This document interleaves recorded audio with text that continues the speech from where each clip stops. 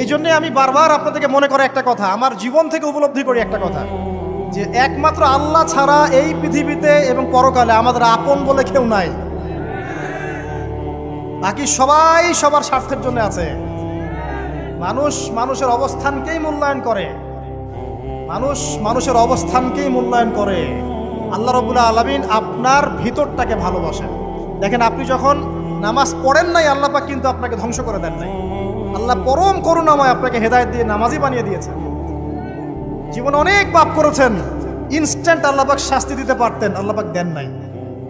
আল্লাহ আপনাকে ভালোবাসেন, আল্লাহ আমাকে ভালোবাসেন। আল্লাহ পাকের এই ভালোবাসার ঋণটা শোধ করার জন্য হলেও নামাজি হয়ে যান, আল্লাহর পথে ফিরে আসেন, দিনের জন্য কিছু করেন, দিনের ফিকির করেন, পড়াশোনা করেন। প্রিয় ভাইরা, আল্লাহ পাক তৌফিক দান করুন।